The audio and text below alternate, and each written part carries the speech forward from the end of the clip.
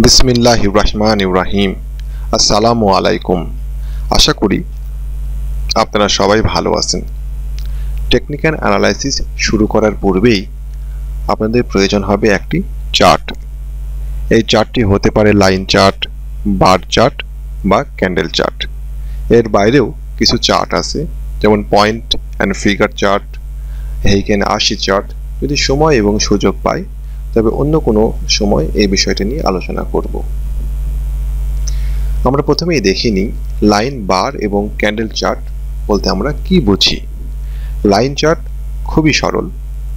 Technical analysis সম্পর্কে বিন্দুমাত্র ধারণা নেই এমন কোনো ব্যক্তির পক্ষেও লাইন চার্ট দেখে একটা নির্দিষ্ট সময়ের প্রাইস মুভমেন্ট জানা সম্ভব। এটি এক বিন্দুগামী একটি রেখা। এই বিন্দুটি হতে পারে ওপেন, হাই, লো বা ক্লোজ প্রাইস। ডিএসসির ওয়েবসাইটে আমরা যে লাইন চার্টগুলো দেখে থাকি বিভিন্ন শেয়ার এবং ইন্ডেক্সে, সেটি সাধারণত ক্লোজ প্রাইস দিয়ে গিয়েছে। বার চার্ট লাইন চার্টের মতো এতটা সরল নয়। এখানে চারটি বিন্দুকেই ফোকাস করা হয়, অর্থাৎ ওপেন, হাই, লো এবং ক্লোজ প্রাইস। সময়ের পরিপ্রেক্ষিতে, সময়ের আবর্তে বার চার্টগুলির ব্যবহার কমে আসছে। তারপরেও বার চার্ট সম্পর্কে আপনাকে সম্যক ধারণা রাখতে হবে, যাতে আপনি অন্যের করা চার্ট বুঝতে পারেন বা প্রয়োজনে নিজেও ব্যবহার করতে পারেন। ক্যান্ডেল চার্ট 1991 সালে স্টিভ নেসন তার জাপানিজ ক্যান্ডেলস্টিক চার্টিং টেকনিক বইতে প্রথম ক্যান্ডেল চার্ট সম্পর্কে পশ্চিমা বিশ্বকে অভিহিত করেন।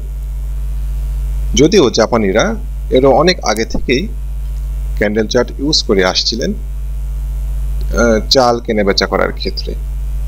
বার চার্টের মতো ক্যান্ডেল চার্টেও ওপেন, হাই, লো এবং ক্লোজ এই চারটি পয়েন্টকে ফোকাস করা হয়।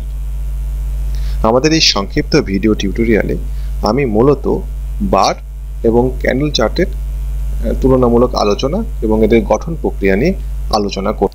আমরা শুরুতেই দেখে নিই বার চার্টের ইন্ডিভিজুয়াল বারগুলি আমাদের কি তথ্য দেয় একটা নির্দিষ্ট দিনের প্রাইস মুভমেন্ট সম্পর্কে। প্রথমেই দেখি যেদিনকে একটা শেয়ারের দাম বেড়েছিল, অর্থাৎ বুলিশ বারের ক্ষেত্রে আমরা কি তথ্য পাই। প্রথমেই বলে নিই বার চার্ট একটি উলম্ব রেখা। এর বাম দিকের ট্যাবটি ওপেন, ডান দিকের ট্যাবটি ক্লোজ, হাই পয়েন্ট হাই এবং লো পয়েন্ট লো। ধরুন একটি শেয়ার 45 টাকায় ওপেন হলো। 45 টাকায় ওপেন হলো একটি শেয়ারটি কোনো কারণে দিনের এক সময় 43 টাকায় নেমে গেল। তারপরে শেয়ারটিতে বাই প্রেসার আসলো এবং শেয়ারটি ধীরে ধীরে 52 টাকায় উঠে গেল, কিন্তু দিন শেষে ক্লোজ হলো 50 টাকায়। ওপেন এবং ক্লোজের মধ্যে ব্যবধান 5 টাকা, কিন্তু শেয়ারটিতে প্রাইস মুভমেন্ট হলো 9 টাকা। এত চমৎকারভাবে লাইন চার্টে আপনি বিষয়টি পাবেন না। একইভাবে আমরা বিয়ার বারের ক্ষেত্রে একই তথ্য পাব, অর্থাৎ শেয়ারটি ওপেন হলো 50 টাকায়, দিনের কোনো এক সময় এটি 52 টাকায় উঠলো, সেল প্রেসার আসলো, 43 টাকায় নেমে গেল লো পয়েন্ট, কিন্তু ক্লোজ হলো 45 টাকায়। এক্ষেত্রে প্রাইস মুভমেন্ট আমরা পাচ্ছি ওপেন এবং ক্লোজের মধ্যে 5 টাকা, যদিও সারা দিনে দামের ফ্ল্যাকচুয়েশন হলো 9 টাকা। বার এবং ক্যান্ডেলের মধ্যে মূল পার্থক্য হলো ক্যান্ডেলের ক্ষেত্রে আমরা একটি বডি পাই। একে বডি বলা হয় বা রিয়াল বডি বলা হয়। বডির ঠিক মাঝখানে উপরে একটি সলতার মতো বিষয় আমরা দেখতে পাচ্ছি, নিচেও আমরা একই জিনিস দেখতে পাচ্ছি। এই সলতাকে আমরা শ্যাডো, উইক্স বা টেলস বলে থাকি। শ্যাডো, উইক্স বা টেলস। অনুরূপভাবে আমরা এখানেও দেখতে পাচ্ছি শ্যাডো, উইক্স বা টেলস। আমি সলতা বলতেই বেশি স্বাচ্ছন্দ্য বোধ করি। আর আরেকটা বিষয় হচ্ছে, সেটা হচ্ছে কালার, লাল, সবুজ। কেউ সাদা কালো ব্যবহার করে, কেউ নীল সবুজ ব্যবহার করে। এটি নিজ নিজ পছন্দ অনুযায়ী আপনি আপনার চার্ট চার্টিং সফটওয়্যার থেকে ঠিক করে নিতে পারবেন। মজার বিষয়, বার চার্টের মতো ক্যান্ডেল চার্টেও আমরা ওপেন, হাই, লো এবং ক্লোজ, ওপেন, হাই, লো এবং ক্লোজ এই চারটি মূল বিন্দু পয়েন্টকে আমরা পেয়ে থাকি। এখন আমরা দেখব ইন্ডিভিজুয়ালি বুলিশ এবং বিয়ারিশ ক্যান্ডেলে এই ওপেন, হাই, লো এবং ক্লোজ প্রাইসের। বুলিশ ক্যান্ডেলের ক্ষেত্রে আমরা দেখতে পাচ্ছি আয়তাকার একটা রিয়াল বডি, উপরে শ্যাডো, নিচে শ্যাডো।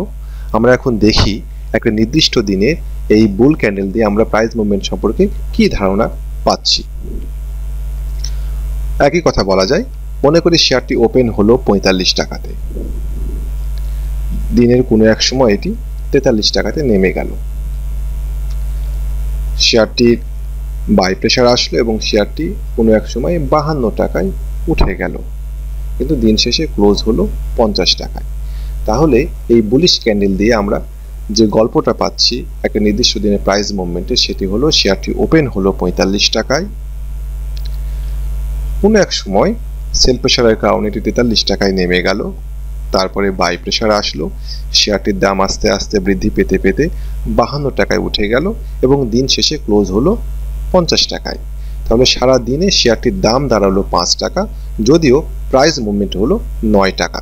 একইভাবে আমরা বিয়ার ক্যান্ডেলের ক্ষেত্রেও বিষয়টি, বিয়ার ক্যান্ডেলের ক্ষেত্রে দেখা যাচ্ছে শেয়ারটি ওপেন হচ্ছে এই জায়গাতে রিয়াল বডির উপর, মাথাতে, শেষ হচ্ছে রিয়াল বডির নিচে, শোল্ডার উপরের অংশটুকু হাই এবং নিচের অংশটুকু লো। দেখা যাক বিষয়টি কি দাঁড়াচ্ছে।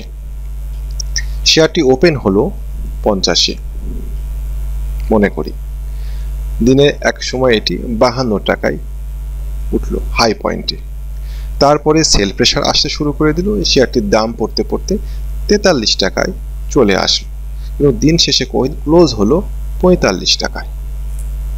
তাহলে পরে শেয়ারটি ওপেন হলো 50 টাকায়, ক্লোজ হলো 45 টাকায়। দিনের কোনো এক সময় হাই পয়েন্টে 52 টাকা উঠেছিল এবং লো পয়েন্টে 43 টাকা।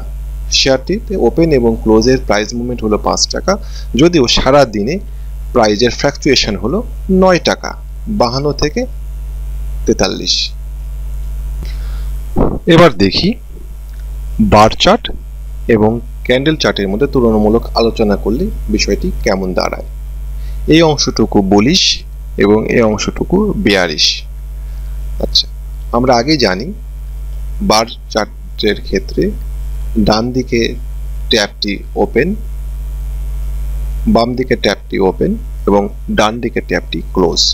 অনুরূপভাবে ক্যান্ডেলের রিয়েল বডির নিচের অংশটুকু ওপেন, সবুজের ক্ষেত্রে ওপেন এবং বুলের ক্ষেত্রে নিচের অংশটুকু ওপেন এবং উপরের অংশটুকু ক্লোজ, হাই পয়েন্ট হাই এবং লো পয়েন্ট লো। একইভাবে আমি যদি বলি তাহলে বিষয়টি এভাবে দাঁড়ায়, শেয়ারটি ওপেন হলো 45 টাকায়, ক্লোজ হলো 50 টাকায়, উঠেছিল 52 টাকায় এবং নেমেছিল 43 টাকায়। তাহলে open price 45, close price 50, high price 52, low price 43। একই কথা এই ক্যান্ডেলের ক্ষেত্রেও প্রযোজ্য। এবার দেখি বিয়ার বা বিয়ারিশ ক্যান্ডেল এবং বার চার্টের তুলনা। Right tap close, left tap open. তাহলে ওপেন হলো শেয়ারটি এই জায়গাতে 50 টাকায়, হাই পয়েন্ট হাই 52 টাকা, লো পয়েন্ট 43 টাকা, ক্লোজ 45 টাকা। সবসময় মনে রাখবো আমরা যে বার চার্টের ক্ষেত্রে লেফট ট্যাপটা ওপেন এবং রাইট ট্যাপটা ক্লোজ।